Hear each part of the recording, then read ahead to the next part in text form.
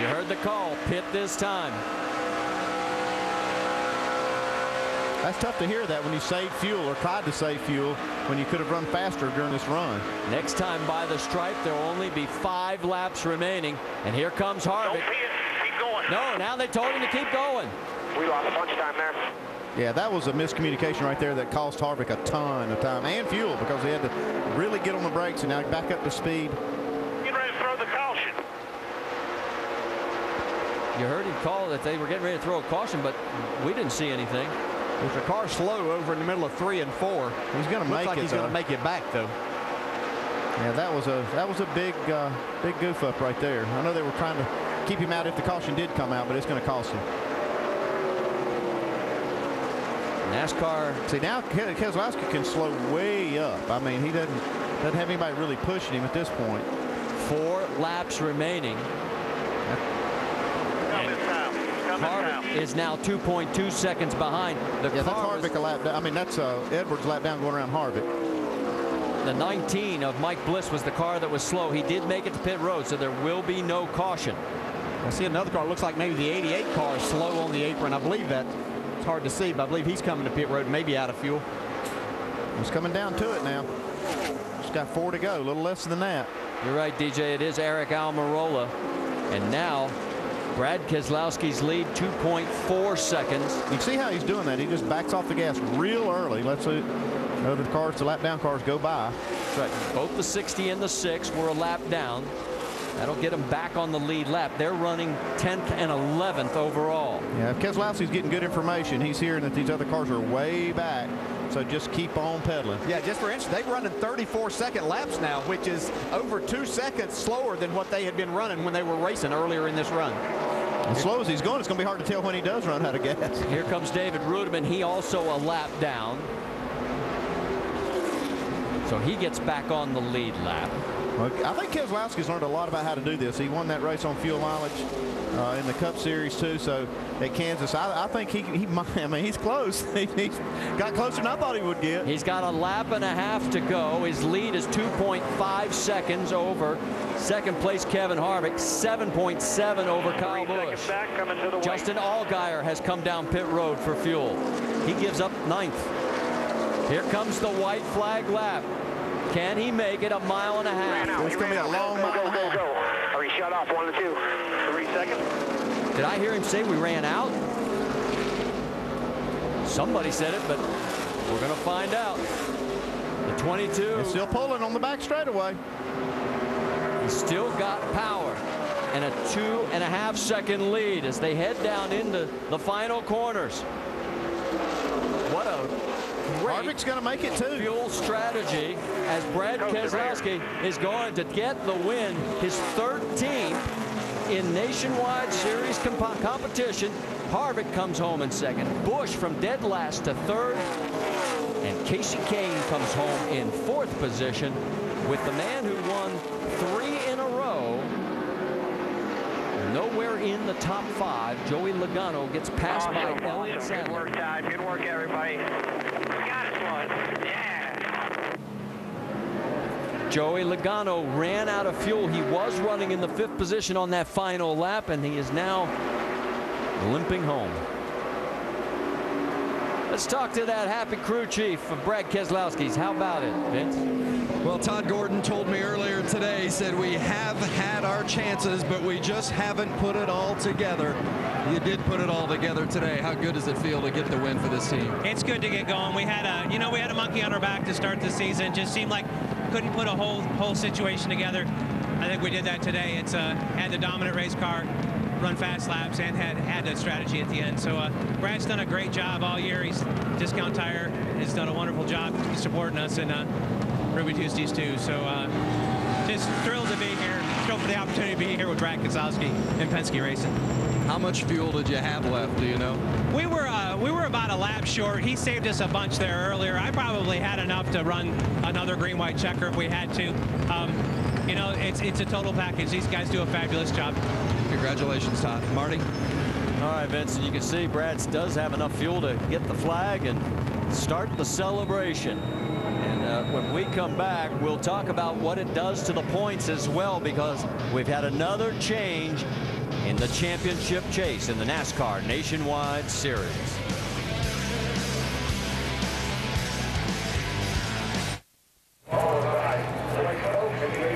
Welcome back to Kentucky. Big finish tonight, exciting. It came down to fuel mileage, and one guy who's pretty frustrated comes out second tonight.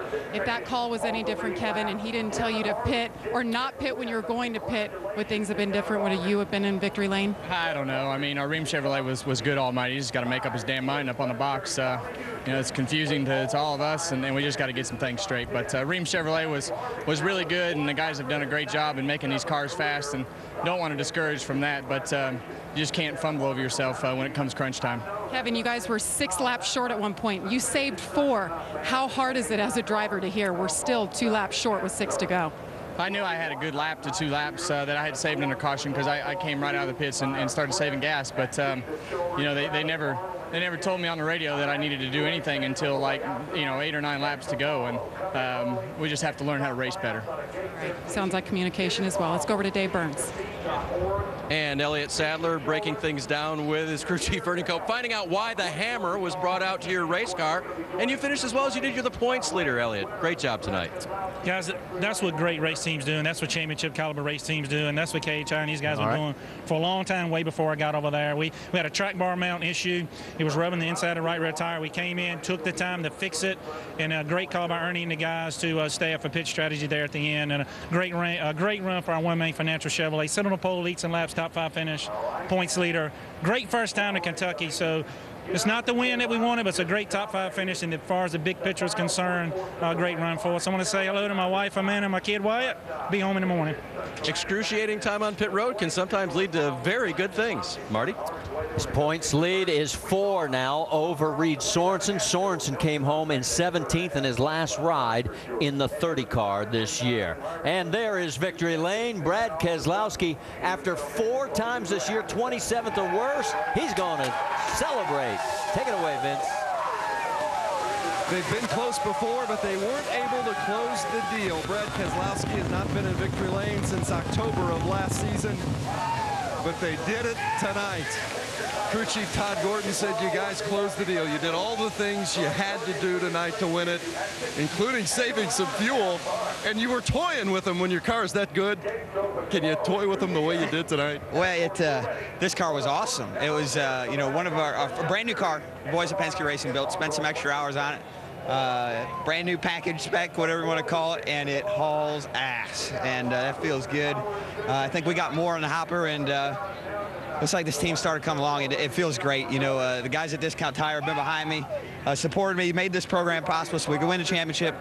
You know, last year, got banned from it this year, so now we're just out here having fun, and you know, it's just so much fun. I can't wait. I'm going to see a bunch of the Discount Tire folks this week, and I can't wait to bring them home a trophy, and just so thankful to get the opportunity to drive a competitive cars for Penske, both the Nationwide and the Cup side, and also got good fuel mileage on these Challengers, too.